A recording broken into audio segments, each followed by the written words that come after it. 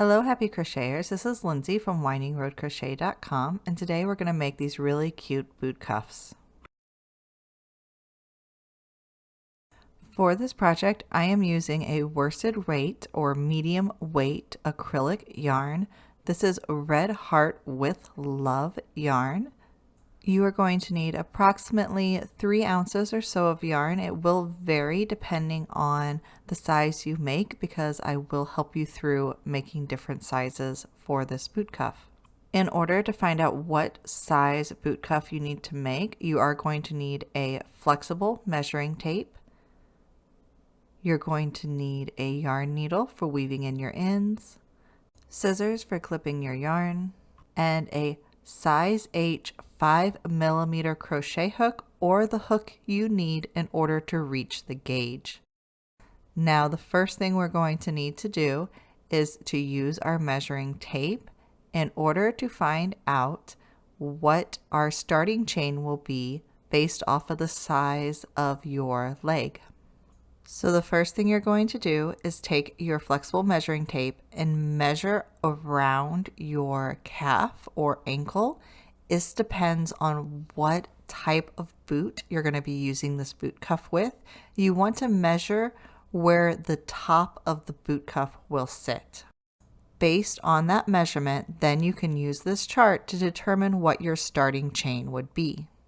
My calf is about 15.5 inches. So I am going to use 59 chains in my starting chain. So to get started, you're going to make a slip knot, insert your hook, and begin chaining until you have the number of chains in your starting chain that you need based off of what this chart says. Once you have your starting chain complete, we are going to go ahead and work into the second chain from the hook. I like to work into the back bumps of the chain, but you can work into it any way you like. And we're simply going to work 1 single crochet into every chain across. When you complete this row, you will have 1 less stitch than you did for your starting chain. So my starting chain was 59, and on row 1 I should have 58 single crochets.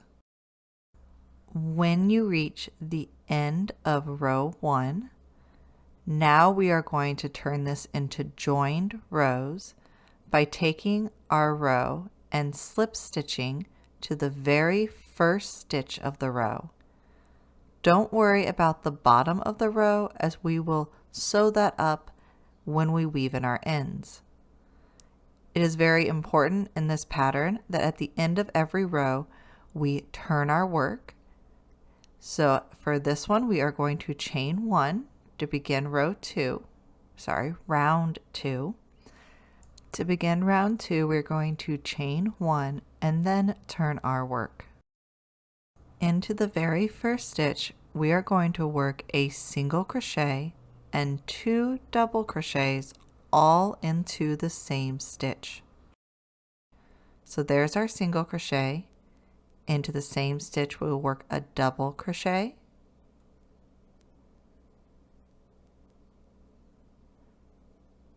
And then we will work 1 more double crochet. Again, working into the exact same stitch. Now we will skip 2 stitches and in the next stitch repeat the process. So work a single crochet and then 2 double crochets. And we are going to repeat this stitch pattern all the way around our project. So again, we are skipping 2 stitches, 1, 2, and then work a single and 2 double crochets into the following stitch. Repeat this all the way around. When you reach the end of the row, you're going to skip your last 2 stitches and work a single crochet into the very last stitch of the row. Now we're going to slip stitch to the first single crochet of the row. And that is your row 2. Now all we need to do is repeat row 2, so we're going to chain 1 and turn until you have a total of 11 rounds. You can of course also add extra rounds if you like. You want to make sure that when you work your first repeat, you're working into the single crochet from the previous row. So we're going to single crochet, work 2 double crochets into that very first stitch. We're simply repeating row 2 here. So now we're going to skip 2 stitches, which happen to be double crochets, and then in the next single crochet we'll work a single crochet and 2 double crochets. And simply repeat this pattern all the way around the row. Then skip 2 stitches and working a single crochet and 2 double crochets into the following stitch.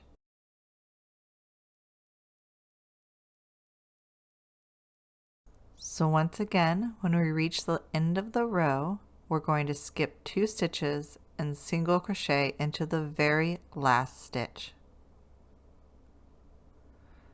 And then slip stitch to your very first single crochet. And continue repeating row 2 until you have a total of 11 rows. So here I've completed a total of 11 rows. And now we are going to add the pretty ribbing to the very top of our boot cuff. I'm just going to finish up row 11 by working that last slip stitch. Then for row 12, we are going to chain 1 and turn our work. We're going to work in the back loops only. So normally you would work into a stitch like this, where 2 loops are over your hook. To work into the back loop only, we're going to go down the center of the top of the stitch and out the back, so the only 1 loop is over our hook. Now we are going to be using a stitch called the yarn over slip stitch. To do this, you're going to yarn over your hook, insert your hook into the back loop only, yarn over and pull up a loop, and then pull the first loop through the second and the third loop on your hook. That is your yarn over slip stitch. For the rest of this row, we are going to work a yarn over slip stitch into the back loop only of every stitch across.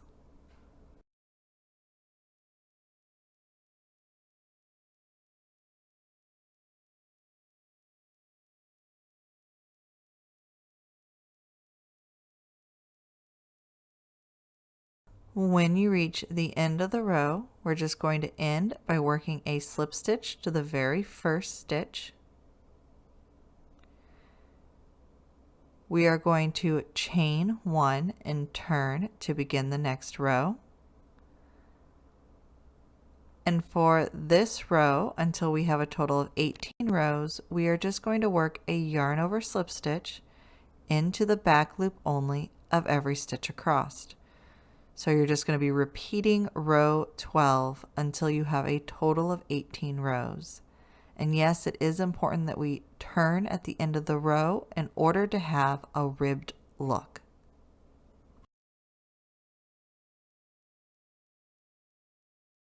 I have made it to the end of row 18, and I am just going to finish up by working a slip stitch to the last stitch and pull up my yarn all the way through after I clipped off my yarn.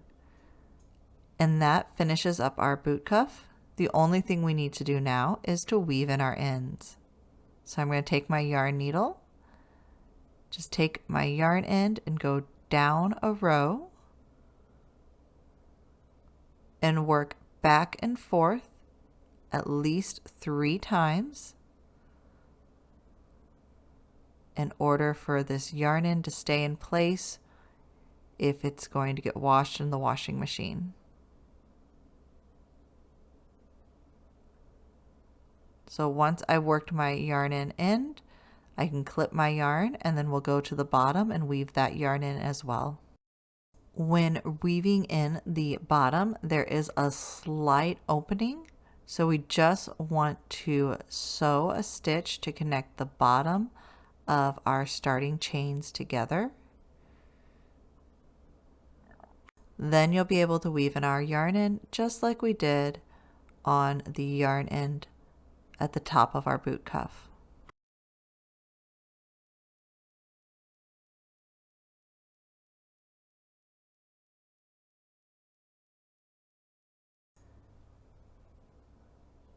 And then you just need to make a second boot cuff, weave in the ends for that one, and you are ready to enjoy your boot cuffs and stay warm and look stylish this winter and fall. So here's our finished boot cuff. I really hope you enjoyed the pattern. You could flip this over and wear it the other way, so it could work two different ways when you're putting it in your boot. If you have any questions, let me know in the comments below. And as always, thank you so much for watching.